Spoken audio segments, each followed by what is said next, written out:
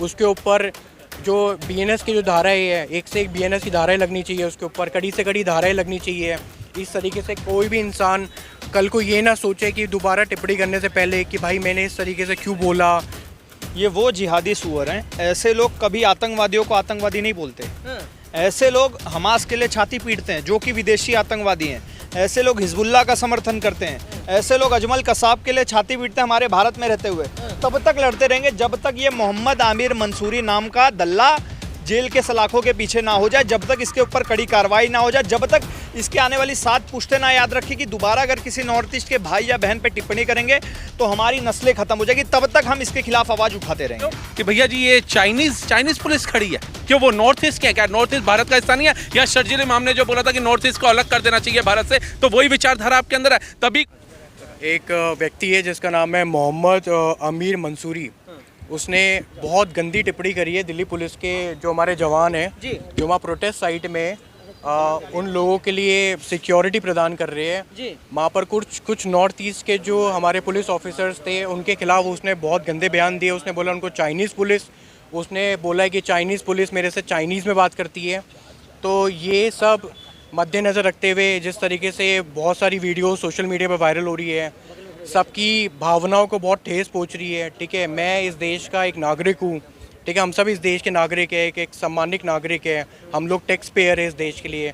हम लोग बिल्कुल भी बर्दाश्त नहीं करेंगे कि हमारे देश की पुलिस और हमारे देश के ऑफिसर्स के खिलाफ इस तरीके से टिप्पणियाँ करी जा रही है, वो भी नॉर्थ ईस्ट के लिए, जो देश का इतना महत्वपूर्ण जो हमारा राज्य है, एक स्टेट है, उसके खिलाफ बोले जा रहे हैं। तो आज हम लोग आए थे यहाँ पर, ये मैंने कंप्लेंट दर्ज करी थी इनके खिलाफ, और इस कंप्लेंट में आप देख सकते हो कि अभी हम लोग संसद मार्ग थाने में आए थे।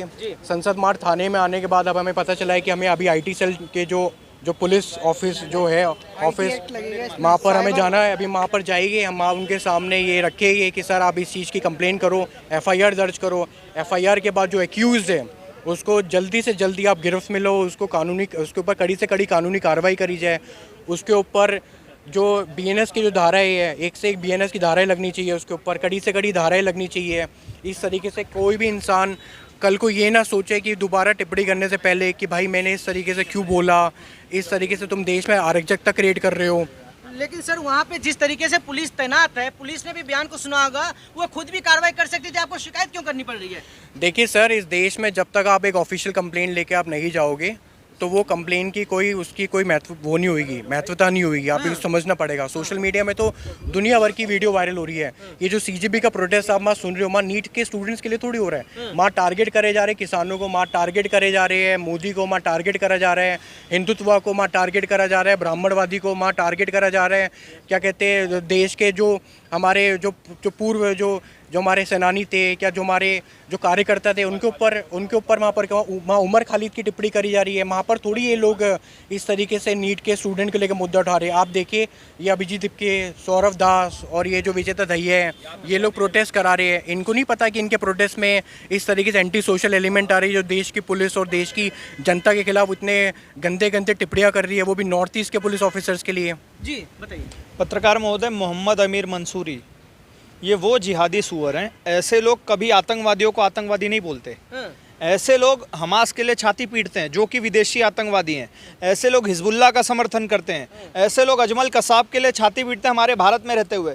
लेकिन ये भड़वे जो प्राउडली हमारे भारत का हिस्सा है, नॉर्थ ईस्ट के लोग जो चाइना से नज़र से नज़रें मिलाकर लड़ने का काम करते हैं, जो चाइना के खिलाफ हमारे भारत का दिल खोल के साथ देने का काम करते हैं, ये ऐसे ही दल्ले हैं, ऐसे ही भड़वे हैं जो ऐसे नॉर्थ ईस्ट वाले लोगों के खिलाफ हमारे नॉर्थ इंडिया में अराजकता फैलाते हैं।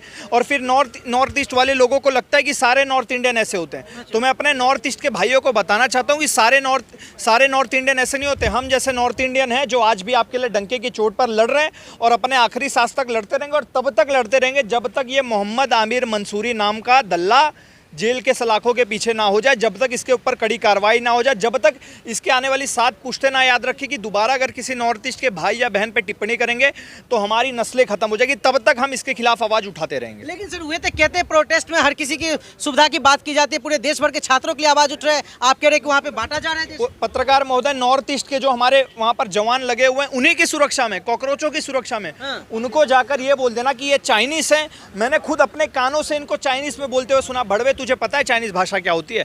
ऐसे लोगों को, ये नीट के प्रोटेस्ट की बात कर रहे हैं, ऐसे लोगों को जूते मारकर भगाना चाहिए। और अगर पुलिस कोई इस पर एक्शन नहीं लेती तो हम मोस्ट प्रोबेबली ये हाई कोर्ट और सुप्रीम कोर्ट तक जाने का भी काम करेंगे। जी बिल्कुल, हाई कोर्ट भी जाएंगे। सरकार हटाती क्यों नहीं जब परमिशन नहीं है तो? देखिए, सरकार इसलिए नहीं हटाती, नहीं तो कहेंगे जी धर्मेंद्र प्रधान का इस्तीफा मांगा, सरकार ने लाठीचार्ज कर दिया। लेकिन एक सरकार ने हटाया अभी केरला के अंदर, उस पर कोई टिप्पणी नहीं किया। अभिजीत दीप के लाठियां मारी, वाटर गैलन छोड़ा गया छात्रों के पास। पंजाब में छात्रों पर लाठीचार्ज हुआ, उस पर अभिजीत दीप ने बात नहीं बताई। क्या ये पुलिस वाले जो 7-8 दिन से यहाँ खड़े हैं, उनका परिवार नहीं है? उनको अपने परिवार के पास बैठने का समय नहीं मिलना चाहिए? क्या इनकी नौकरी करने के लिए लोग टैक्स पेयर देते हैं पैसा? क्या उनका परिवार नहीं है? और वो अगर आपकी सुरक्षा में तैनात है तो आप क्या बोल रहे हो कि भैया जी ये चाइनीज पुलिस खड़ी है? क्यों वो नॉर्थ ईस्ट के हैं? क्या नॉर्थ ईस्ट भारत का हिस्सा नहीं है? या शर्जील इमाम ने जो बोला था कि नॉर्थ ईस्ट को अलग कर देना चाहिए भारत से, तो वही विचारधारा आपके अंदर है? तभी कोई पत्रकार जब वहां पर जाकर के शर्जील इमाम उमर खालिद का नारा लगता है, उसका विरोध करता है, तो आप उसको गोदी मीडिया बोल करके, अंधभक्त बोल करके भगा देते हो, क्योंकि आपका मुद्दा नीट के छात्रों का है ही नहीं।